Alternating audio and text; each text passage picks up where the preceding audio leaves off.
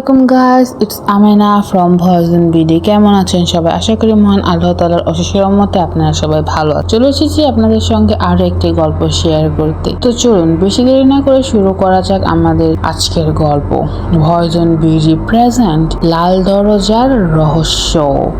পুরুলিয়ার পাহাড় ঘেরা এক ছোট্ট গ্রামে ছিল এক পরিত্যক্ত বাড়ি। বাড়িটার চারপাশে আগাছা, ভাঙা দেওয়াল আর অদ্ভুত নীরবতা। কিন্তু সবচেয়ে ভয়ানক ছিল বাড়ির ভেতরে একটা দরজা, একটি উজ্জ্বল লাল দরজা। গ্রামে সবাই জানতো ওই দরজা কখনো খোলা যাবে না। লোকমুখে শোনা যেত বহু বছর আগে বাড়ির মালিক নীলমাধব এক রাতে হঠাৎ পাগল হয়ে যায়। সে নিজের স্ত্রী আর ছেলেকে হত্যা করে ওই ঘরের ভেতর নিজেকে বন্ধ করে দেয়। পরদিন দরজা ভেঙে সবাই যখন ভেতরে ঢুকলো তখন ঘর খালি ছিল, কিন্তু মেঝেতে রক্ত দিয়ে লেখা ছিল দরজাটা খুলবে না। তারপর থেকেই বাড়িটি পরিত্যক্ত। একদিন চার বন্ধু রাহুল, অর্ক, দীপ আর সুমন অ্যাডভেঞ্চারের নেশায় ওই বাড়িতে ঢোকার সিদ্ধান্ত নিল। রাত তখন 10:30। চারজন টর্চ আর ক্যামেরা নিয়ে বাড়ির ভেতরে ঢুকলো। ধুলো, মাকড়সার জাল আর পচা গন্ধে ভরা পুরনো বাড়ি। হঠাৎ করিডোরের শেষে তারা দেখতে পেল সেই লাল দরজা। দরজাটা অদ্ভুতভাবে চকচক করছিল, যেন নতুন রং করা হয়েছে। সুমন ফিসফিস করে বলল, দেখেছিস, এত পুরনো বাড়ি কিন্তু দরজাটা একদম নতুনের মতো। ঠিক তখনই দরজার ওপাশ থেকে একটা শব্দ, ঠক ঠক ঠক শব্দ এলো। চারজনই চমকে উঠল। দীপ ভয়ে বলল, চল এখান থেকে বেরিয়ে যাই। কিন্তু রাহুল সাহস দেখিয়ে দরজার কাছে এগিয়ে গেল। দরজার গায়ে হাত রাখতে সে অনুভব করলো দরজাটা বরফের মতো ঠান্ডা। হঠাৎ ভেতর থেকে এক মহিলার গলা ভেসে এলো, দয়া করে আমাকে বের করো। অর্ক বলল, কেউ হয়তো ফেঁসে আছে। কিন্তু সুমন কাঁপা কাঁপা গলায় বলল, না না, এটা মানুষের গলা না। রাহুল আর অপেক্ষা করল না। সে ধীরে ধীরে দরজাটা খুলে দিল। কড়কড় করে শব্দ।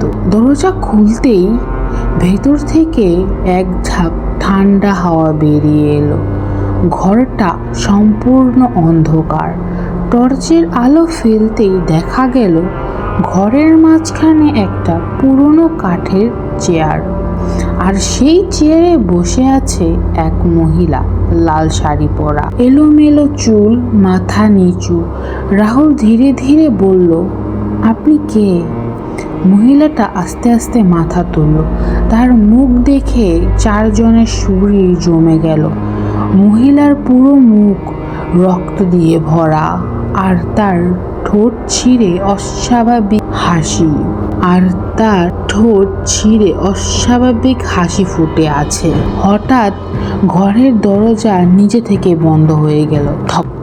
চারিদিকে অন্ধকার। তারপর তারা একসঙ্গে অনেকগুলো গলার ফিসফিস করতে লাগলো, এতদিন পর দরজা খুললে।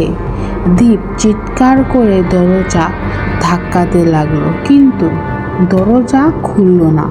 হঠাৎ টর্চের আলো নিভে গেল।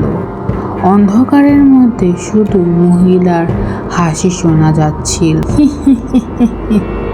কিছুক্ষণ পর রাহুল অনুভব করলো কেউ তার কানের কাছে এসে নিঃশ্বাস ফেলছে। একটা ঠান্ডা গলা বলল, এখন তোমরাও এখানে থাকবে। পরদিন সকালে গ্রামের লোকেরা বাড়ির সামনে চারজনের ব্যাগ আর ক্যামেরা পেল, কিন্তু তাদের কাউকে আর খুঁজে পাওয়া গেল না। শুধু ক্যামেরার শেষে ভিডিওতে দেখা গেল লাল দরজাটা ধীরে ধীরে বন্ধ হচ্ছে, আর ভেতর থেকে চারজনের আতঙ্কে ভরা চিৎকার ভেসে এলো। সেই ঘটনার পর থেকেই গ্রামের মানুষ বলে মাঝরাতে যদি কেউ ওই বাড়ির পাশ দিয়ে যায় তাহলে মাঝে মাঝে লাল দরজাটা নিজে থেকেই খুলে যায় আর অন্ধকারের ভেতর থেকে একটা গলা ডাকে, ভেতরে এসো।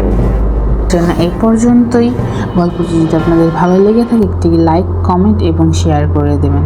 চ্যানেলে নতুন হলে চ্যানেলটিকে সাবস্ক্রাইব করে দেবেন। আল্লাহ হাফেজ।